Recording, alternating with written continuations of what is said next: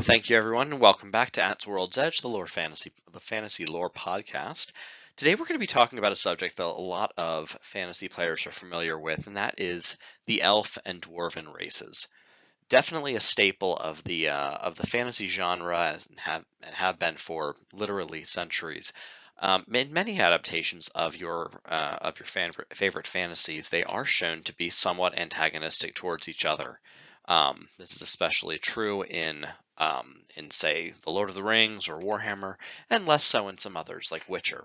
In this video, we're going to be exploring the origins of that animosity and also how it manifests itself in your favorite systems. So thank you very much for tuning in today, and without further ado, let's move into the story. Elves and Dwarves, just to recap, are the quintessential fantasy races.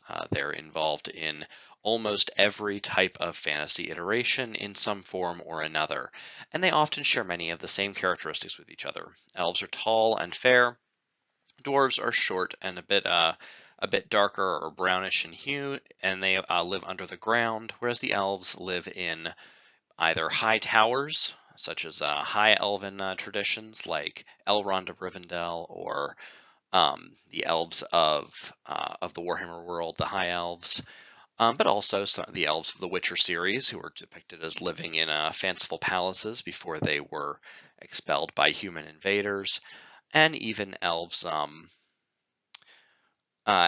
in the Magic the Gathering series are shown in the same type of area above ground or tree environments, such as some of the Sylvan elves that we see there, and in the Dungeons and Dragons series. On As far as their methods of fighting and warfare, dwarves are almost always shown wielding axes or warhammers, stout weapons rather than, say, swords. Swords, of course, being the preferred method of killing for elves, or lances. And this kind of goes back into what they are like physiologically. Elves are long and thin, much like a sword. Dwarves are short and stocky, much like an axe. In addition to that, elves are often shown wielding bows. Dwarves are mixed bag on that. A lot of depictions have dwarves using bows. They certainly use bows extensively in Dungeons and Dragons, and in Warhammer they use crossbows and handguns as well as artillery. Whereas the elves are shown using the longbow style of combat, or indeed being on horses or in skirmishing patterns, deep inside of a wood. Whereas dwarves are often shown in armored formations. This is especially true in the Peter Jackson Hobbit series, but also very much true in the Warhammer world as well. So where did this all begin? Well, the first dwarves and elves are both Norse mythology creations. They bear a lot of similarity to fairies and gnomes from the British Isles, and also some other similar creatures from other parts of the world. But truly, elves and dwarves are a Norse creation. They come out of the traditions of Yggdrasil with the Aesir and the Vanir. And we could do more on Norse mythology another time, but our first inclination of there being a difference between elves and dwarves came from the Poetic Edda, one of our premier sources of information on Norse mythology. Before this, and in other records of Norse mythology, elves and dwarves were actually pretty much the same thing. If there was any mentioned difference, it was not significant. But in the Poetic Edda, we did get a single line when one character is asking another character to explain the various types of creatures that live in the other realms and the various levels of the heavens. And the Losalfir live in Alfheimr, while the Dokalfar dwell underground and particularly behave quite unlike the Yosalfar. I apologize in advance to either Nordic scholars or people of the Northern European countries if I have mispronounced all of the words that I just spoke, but I likely did. Now, how does this play into our modern conceptualization of fantasy? Well, that would be where Tolkien comes in. But before that, I just want to highlight, as we just saw, the high elves, or light elves as they're called in Norse mythology, are living up in the top of the Yggdrasil world map, as it were, whereas the dark elves, or dwarves potentially, live in Svartalheim near the bottom. It's interesting to note neither Alfheim nor Svartalheim are the furthest down or the furthest up. Just like Midgard lives in the middle, elves and dwarves seem to inhabit somewhat of a middle ground themselves, neither being amongst the honored dead, or dishonored dead as it were, in Hell, nor amongst the Aesir in Asgard. But let's come back to this guy. If you don't know his face, that is J.R.R. Tolkien, the grandfather of much of the modern fantasy worlds that we live in today and that are so popular in both television and video games, as well as in books, of course. He was also a Norse mythology scholar. His understanding of the various sources of elf and dwarf writing would have been on par with any scholars that we have today, and he took away from the depictions of the elves that light elves live in shining palaces and dark elves, or dwarves, live underground, which is not a bad interpretation of what we're reading about. But I think the part that he particularly latched on to was look and particularly behave quite unlike the light elves. So the dark elves, or dwarves in Tolkien's case, they live underground, look and behave quite unlike the light elves. So not exactly opposite. They're not evil. If the light elves are good, which it's not unclear that they are, but if they were, it's not that the dwarves would be evil. It's just that they behaved quite unlike. What we also know from Norse mythology is the dwarves were great builders of things for both men and gods, and the elves weren't really interested in that. They were patrons of the living world, and because of the portion of the quote that we just read, look and particularly behave quite unlike, it sounds like Tolkien took that to mean that the dwarves were not some of those characteristics when it came to both their appearance and their style of living. And that is what he ran with as he created his Elf and Dwarves. It's important to note that right around the same time that Tolkien was making his mark, there was another author, C.S. Lewis, who wrote the Chronicles of Narnia series, and that's represents another school of elves and dwarves, and this is where elves and dwarves are aligned against humans. We're not going to get too deep into the various motivations of that time period and the factors that affected Lewis and also Tolkien, but essentially the second school of thought is that elves and dwarves are on the same team, and they're facing off against humans who represent a newer, younger version of the world, and not necessarily a peaceful one.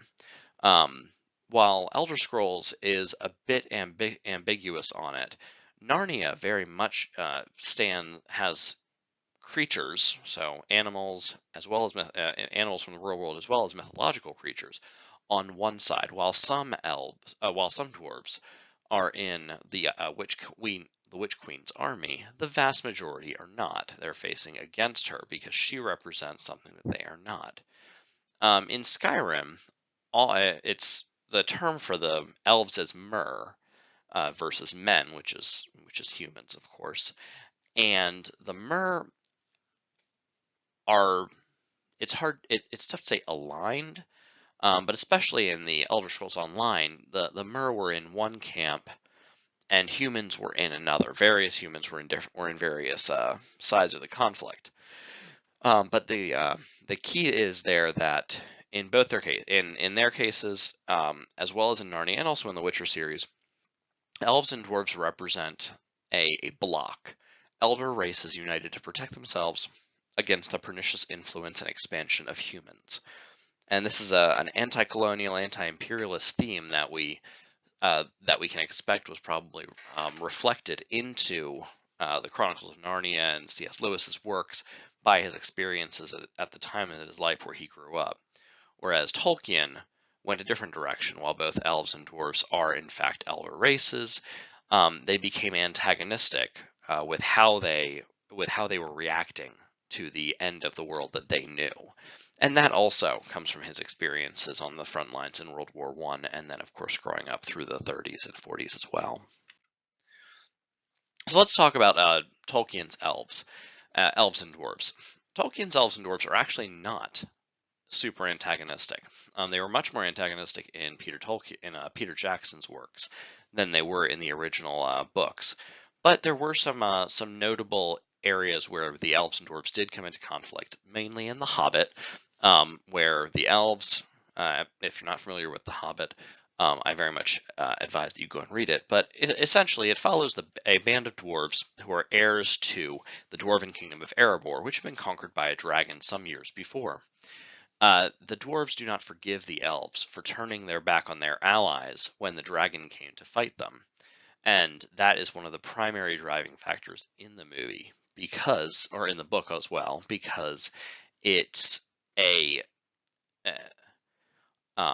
entire chapter is devoted to first running into the elves in Mirkwood, which is where they live. They're Sylvan or wood elves.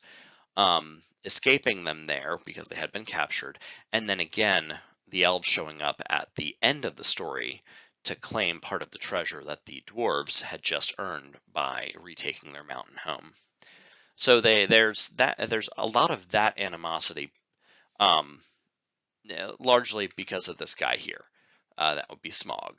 But in reality, the biggest reason that the elves and dwarves don't get along in the Tolkien series is because they are simply opposed. The elves were the first true creatures that were created by Iluvatar, the creator god of the Tolkien universe. The dwarves were created by another Valar, or another godlike being, but they were an inferior model. And while the creator god said, you can keep them, that's fine. I'm not going to destroy your works. In talking about the dwarven, the ancestors of the dwarven race. But know this, he goes on to say, that these creatures will not be like the ones I created. They won't love the natural world. They will love first the things they build. And that rings true. That is how the dwarves, is explained, got to both have an orderly outlook. They aren't evil, but they're diametrically opposed to the elves. Now, the Warhammer elves and Dawi, or dwarves in their language, are a very different story. We scourged them from the forests and drove them from the lands. The finest warriors of 3 generations fell in that bitter struggle, while we had warred with our faithless allies. The dark had gathered its strength. The elves and dwarves of the Warhammer world are a cautionary tale. They were like in Lord of the Rings. The elves and dwarves were created by the creator gods of the Warhammer world at the dawn of that time period, and they grew up into maturity, under the watchful gaze of their creators, until the coming of evil. Just like the coming of evil in the form of Morgoth. In this case, it was the coming of chaos, but that forged them even closer together. It made them powerful and strong. The dwarves ruled over much of what we know as the Old World today in the Warhammer world, and the elves had a sprawling colonial empire backed up by a massive advanced navy, magic, dragons, and battle prowess. The tragedy comes into play when we're talking about the War of the Beard, instigated by Caledor II, the dragon prince of the High Elves, and responded to by Gotrek Starbreaker,